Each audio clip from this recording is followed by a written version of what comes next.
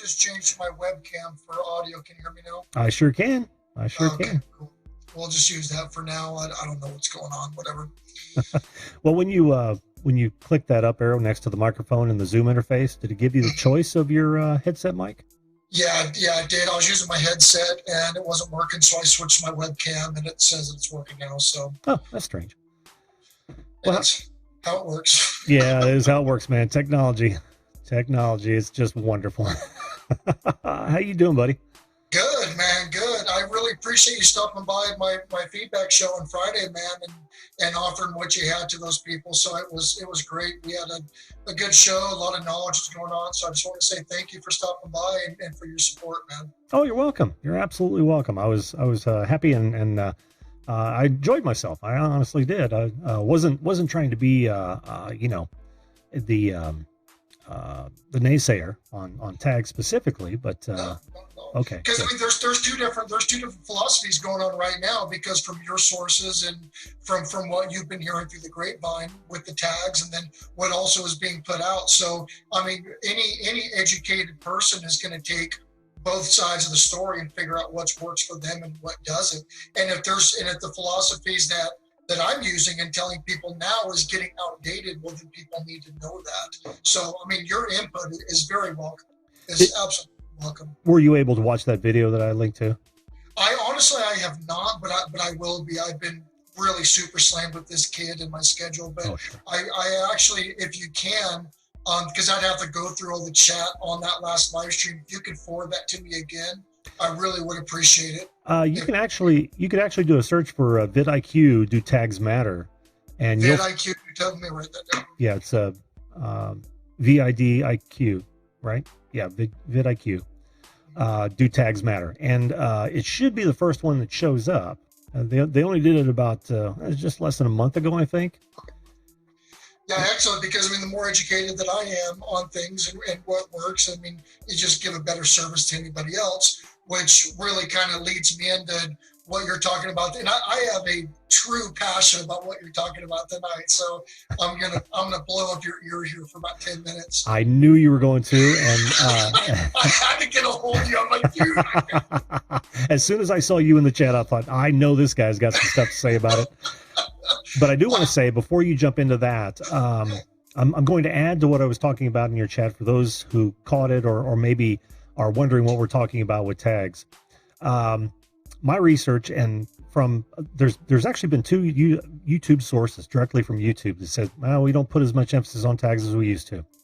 And vidIQ, in that video that I just told Jacob to go look at, I suggest you guys do that search as well, because what they'll tell you is that he literally did tag changes to see if it changed the algorithm.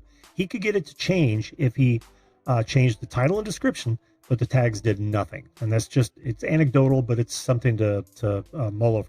Now, what I wanted to add to that was, it's if you're going to use tags, and I would suggest you do, like you were talking about, Jacob, it's better to have and not need than need not have. Just make sure they're relevant. Me personally, I've already discounted them to the point where I don't even bother, honestly. But that's just me, and I'm doing a lot of things that are algorithm non-friendly, not on purpose necessarily. It's just that I'm not in such an all-fire hurry to please the algorithm myself. But I know a lot of people are, and I just say that as a sideline of advice and to clarify, what you and I were talking about. So. Yeah, well, and then just to touch on that for another 20 seconds here. So with your title and your thumbnail, now your title is a searchable, indexable piece of data as well that is put on top of the tags. I will always say that a relevant title and a good searchable title is going to trump keywords. I absolutely agree with that 100%. Not only is it what people are going to see when they see your thumb, and a lot of people say the thumbnail should be more emphasized more than even SEO and tags. They're saying that thumbnails and searchable title is really what gets the people to click on, which is what you're trying to do. That's to bring people, to funnel people to your content.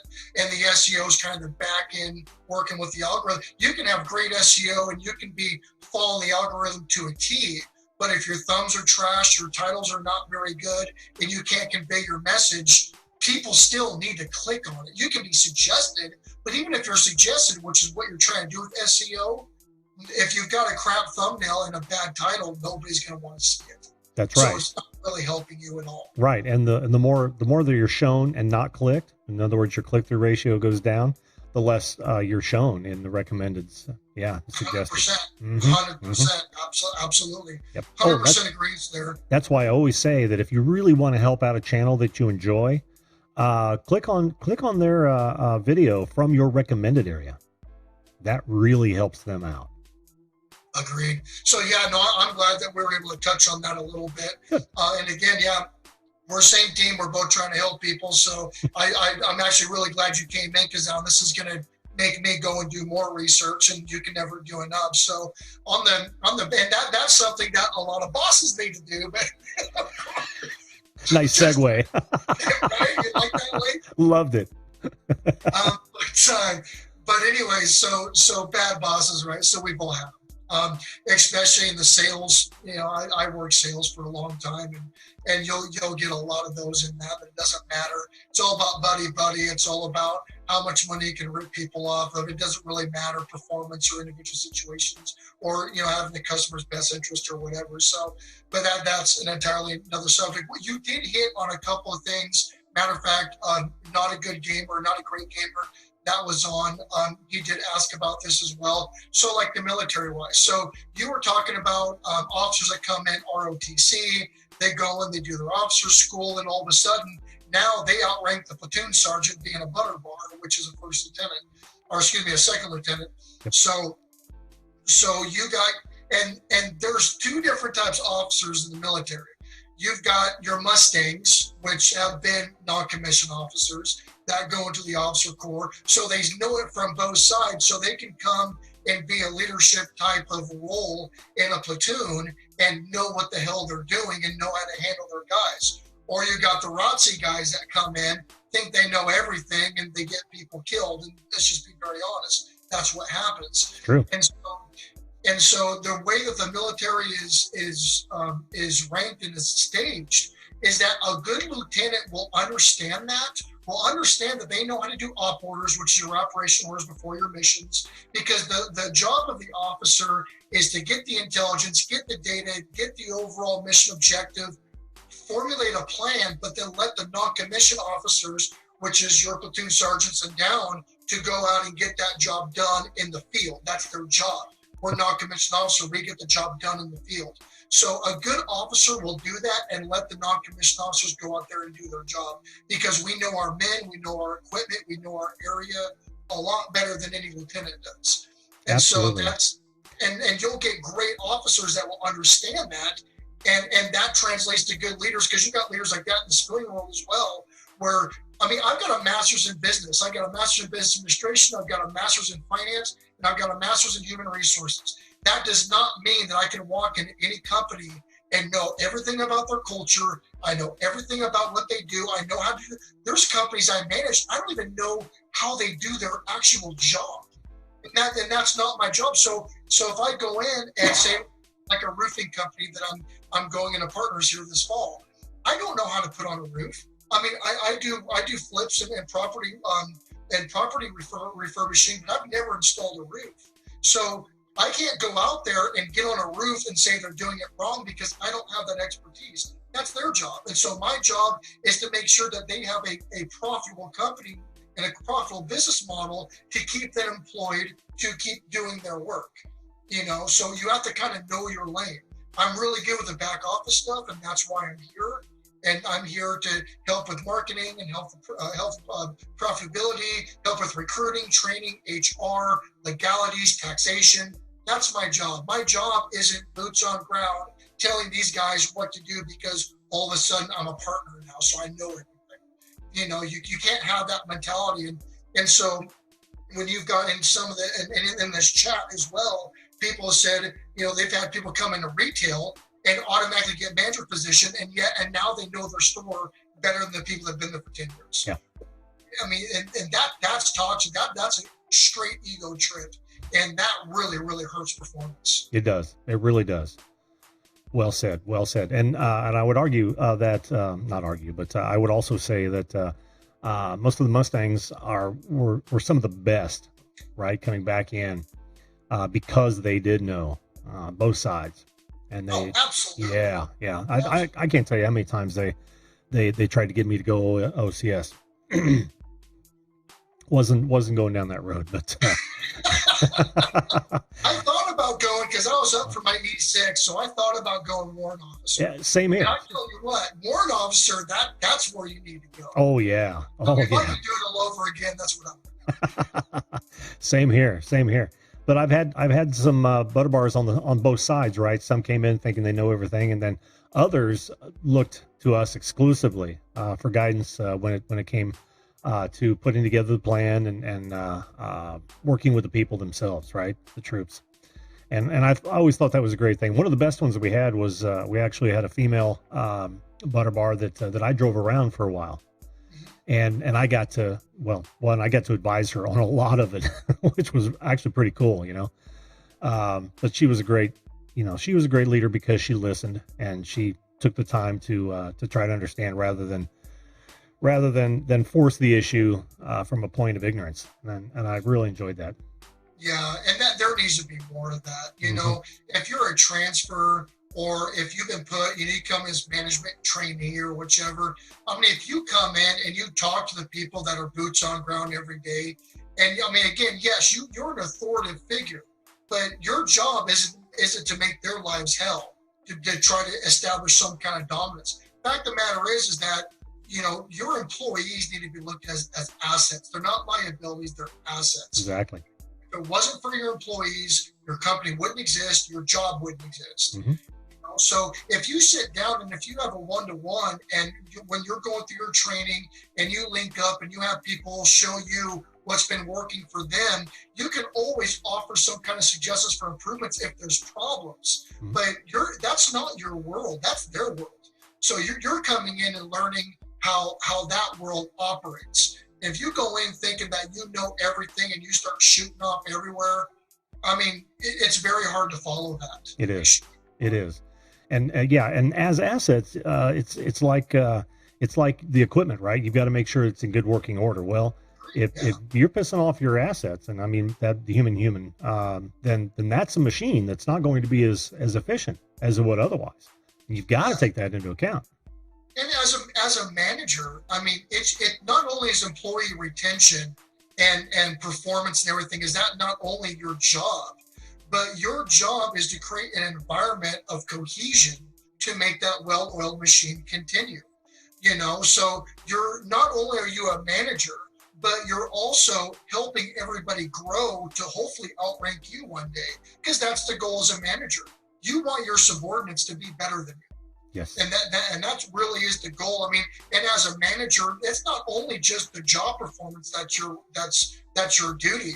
But, there's a lot of life lessons. I mean, when it comes to encouraging people to enroll in 401ks or having health care or, dealing with family issues, being able to take family leave, to know what they're legally entitled when it comes to separation for having a kid, or education benefits. And I mean, there's companies that have tuition assistance that employees don't even know about. So as a manager, it's your job to, if you've got employees that are should be better than where they're at now, or have more to offer, potential manager material or whichever.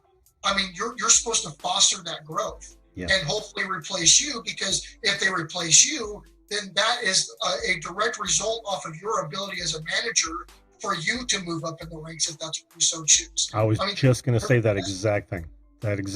I mean, it's and it's the insecure that don't do that, right? I agree. Yeah. Yes, the insecure that don't train their replacements.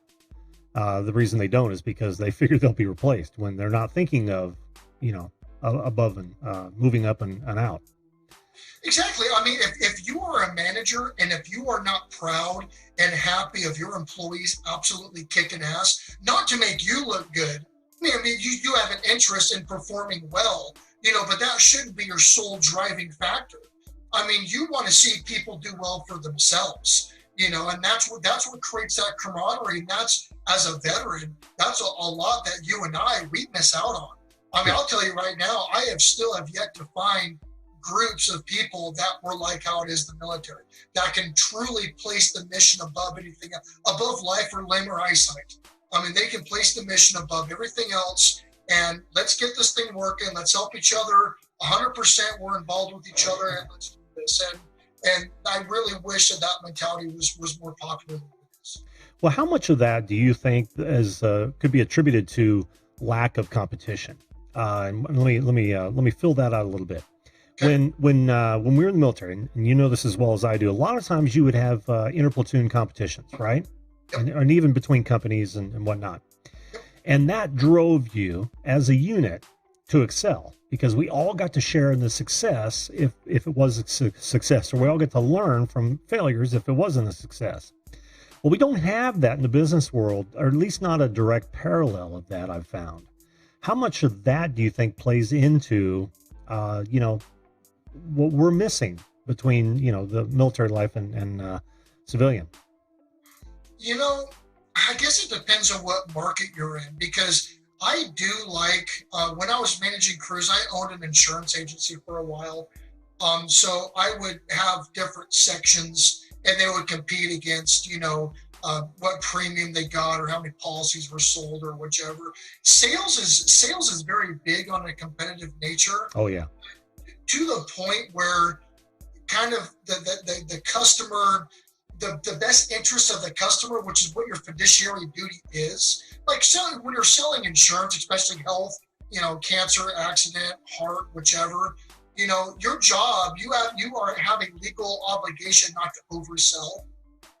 So when you're trying to do competition like that, like people will start, they want to get the prize, right? And so they'll start giving a disservice to get that prize. So I think it really depends on what your industry is. Now, if it is, say, that's hard, because when it comes to increasing sales, the quality of the interaction goes down. Yeah. And any kind of sales. When you're just after numbers, yeah.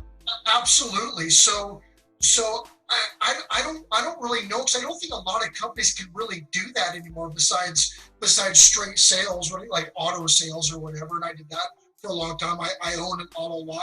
We would have spiffs or whatever. But then it got to the point where, like, if I was spiffing one of my guys $700 on a sale on top of their commission, they weren't walking around bragging about, how much this car helped them. They were bragging about how much money they made and how this was a pounder and how they ripped them off on their trade. And so I just don't really know if it instills the community or the mission or the business vision that it should. Like in the military, most of and I forgot what it was, like our platoon trials, or we just get the banners on the flags, or I forgot what the hell they were called. You know what I'm talking about. I know what you're talking about. So we used to have it on our battalion flag or our flag or whatever, the streamers. But anyways, most of that was like, no matter what, like we were doing our BRM, basic rifle marksmanship, or our PT or whatever. So we pushed each other to do better, to be better soldiers. Right. And I just don't know if that really translates into the civilian world because the better soldier you are, the better quality you are. Well, the more money you're making in business, it doesn't necessarily mean that you're a better person for doing that. Yeah, but what I was actually thinking of, you brought a great wrench into that works, which was sales. I hadn't even considered sales and how that could have a downside.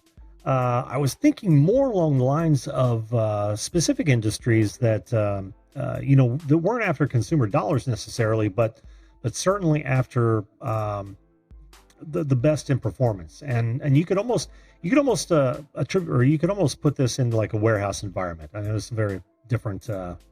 Okay, yeah, there you go. Yeah, that, thank you. I wasn't thinking that way. Yeah, like shipping is killing it. We're waiting for your boxes. You guys got to step it up, because these guys are just working like a well-oiled machine.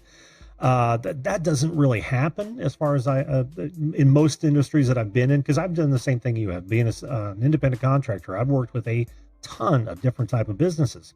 And I never see that sort of internal competition that goes on. That's not directly tied to consumer dollars. It's more of an interdepartmental competition, like we used to see in the military. Because I saw everyone in our like company as virtually as the same company, right? Well, forget the the actual similarity in name. Even though several of them had different jobs, right? But there were several other companies just like that. And that's where the competition came from. But there were also different platoons within that company that had internal competition as well. And like you said, it made us better soldiers because we always wanted to be the best at whatever it was we were doing. Oh, it's an addiction. Yeah, it is. It absolutely is. I mean, yeah, because, and that's the cool thing, because, I mean, how many employees wear their company like a badge of honor like we did? Oh, hardly any. Yeah, and that's, I mean, a lot of people want to talk about work or whichever. Like with us, like, you know, I was Delta 515 troop in the cavalry. Like we were Delta 515. You know, we used to say if you're not cav, you're not shit. Like that's just how it was. and who we were. Yeah. And I think that, you know, because that brings everybody together for a certain purpose. And you know, I would say, like in the warehouse, for example, like so Amazon fulfillment centers are getting huge right now, and they're actually forcing a lot of independent distributors to go now just with Amazon warehousing and Amazon fulfillment centers for quality control. So they're really kind of snuffing out. And I did Amazon for a very long time. I made a lot of money on Amazon, you know, before I sold it. But so with their performance and how hard their work, because they work their people like dogs in the fulfillment centers. I mean, these guys have it rough. And now they've got the one-day delivery in local areas. We have it out here in this area in Colorado that I'm in. So the reward, it seems like, for how good these people are doing doesn't go back to the employee. It goes to the business model of getting more business for one-day delivery. So it's almost like that these workers are not being rewarded at all, but the company is. Yeah. And that's kind of how corporate America operates anymore. You know, I mean, the United States Postal Service, it should have gone bankrupt 15 years ago. You know, and for whatever reason, they're getting federally subsidized to keep going because they're a private company. They're not government. You know, and they've been operating at a negative net margin for well over a decade. You know, so USPS and now Amazon's doing everything internally now. They've got their own trucking. They've got their own rigs. They've got their own lanes. They're doing drone now. That's really going to be the big guy. And from what I've been reading about Amazon employees, I mean, the problem is there's so much demand for work because they do have the benefits, but again, individuality or team doesn't really exist. It's just the more just the corporate American stuff going on. Yeah, I find that sad. I honestly do. And without that, you miss that pride that you were just talking about, or even the chance to have pride about it. I know that I've worked a lot of places where we did have pride. Think of the television industry, right? Our competition was low, but we always wanted to be better than the competition, and that was the other channels in the area. Cable changed that to a certain degree, but there's still that inner industry competition that made us be better. and I think if it goes the way of the Amazon, factory just punching cards again, then it's I don't think it's good for anybody, really. No, it's not. I mean, there's been a lot of reports on the conditions working there and denied bathroom breaks and 12 and 14-hour shifts. And I mean, it's just getting pretty crazy. The problem is that people are desperate for work, especially in a better economy. So they have these companies, they can pretty much treat you like garbage, and it is what it is anymore. But competition, especially with the emerging markets and media and everything else that you were in, I mean, competition's good because it forces everybody to do better. Because if you want some of the market share, you're going to adapt and you're going to up the bar just like everybody else, or you're going to lose market share and ultimately profitability, and you're going to close down. So, I mean, competition was always supposed, and that's how capitalism. That's the mantra of capitalism is that everybody competes. It's free market. You're always forced to do things for a better price, better quality, better whichever, and that's how it's supposed to be. The problem is, and that's why the government has stepped in on a lot of these big mergers, is because things are getting so monopolized that there's no more competition. I mean, who's going to compete with Amazon? Who competes with Amazon anymore? Yeah. Nobody. The closest thing is Walmart, and Walmart's trying to do fulfillment right now. Other than that, nobody touches Amazon anymore. That's true. And so who does that? I mean, if people don't want to work for Amazon because they don't feel like they're getting the accolades that they need, Amazon's not going to have an issue filling fulfillment centers. No. They're not going to have an issue. I mean, because again, they're taking over so much market share that you're going to be working for Amazon. Yeah. Eventually in the retail sector. So, and I think that really hurts. Because that wasn't the spirit of capitalism. The spirit of capitalism was to always have competing industry. If something got too big, like AT&T and telecommunications mergers, the government's supposed to step in and go, no, you got to break things down, like what they're trying to do with Facebook right now, which I'm completely on board with. Big tech has a lot of power right now, especially with influencing and with influencers and controlling media, controlling the outlet of data. I mean, even like you pointed out the other day, the suppression of YouTube videos on Facebook. Where like you have to load it as native Facebook contents and then hide your URL to link to your YouTube, or else they suppress it. It goes to the lowest priority. Yeah. So you have to upload natively to Facebook to get any kind of exposure. Mm-hmm. So, I mean, they're controlling the access to information for a lot of people. And so if you break it down to smaller groups like the government with our 3 branches, in theory, there's supposed to be a checks and balance system to where, you've got opposing competing markets that should keep everything fair for the consumer. Mm-hmm. And that, like with today's world, man, when it comes to award, I mean, it's the individual employee is not seen as an asset and is not seen as vital as I think they should be, because the world will stop without our blue collar, without our entry level. Everybody's looking to go into management right off the bat, but the true backbone of this economy is our blue collar and our entry level. That's true. That really is where the work gets done. Yeah, that is true, and it's sad that it's heading down that road. And to further that with big tech, I think they're shooting themselves in the foot. They had every opportunity to float under the radar, and they decided to make themselves, or put themselves smack in the middle of that radar. What idiots! Yeah. What idiots! And it's crazy because you've got the power to do so much good. You've got the power. I mean, if you created a platform completely unbiased, mm-hmm. completely free access of information, and just let it go. Just let people be people without taking special interests. I mean, that's really what we're looking for. And here's the thing that really gets me going, and not to take up all your time, so your show's only an hour. Yeah. But I took part on several decentralized platform projects. I was part of the Steemit project. I was part of the DLive project, which is a PewDiePie got on board with and has brought, tens of thousands of subscribers on that platform now. I mean, he's over 1 million on YouTube, but getting on a decentralized platform and because it's supposed to be completely unbiased, unregulated, and decentralized. Mm-hmm. And so what really gets me going is that if there was competent management and if there was the competent business sense for some of these decentralized platforms that have the resources and have the access to programming and development and everything else, like this is their golden opportunity to really take a huge amount of market share, because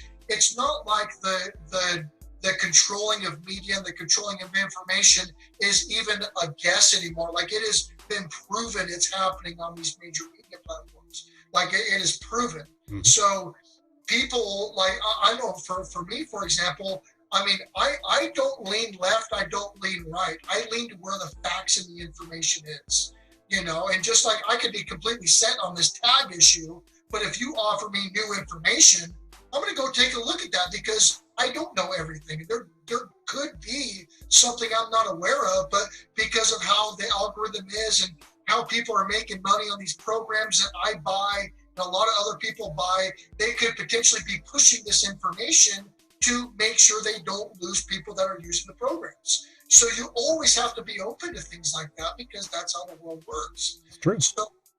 So decentralized platforms have a huge opportunity right now, and it just really sucks to see that they're not getting the growth that they want. They kind of ran with the crypto market when it was high, and then once the crypto market crashed, which we all knew it was going to because the government's getting involved now, and that's just how it works. Yep. They've abandoned a lot of these projects, and I mean the people should have access to information that is not biased, that is completely open, and then we're supposed to be making our own decisions, not having other people make it for us. Exactly.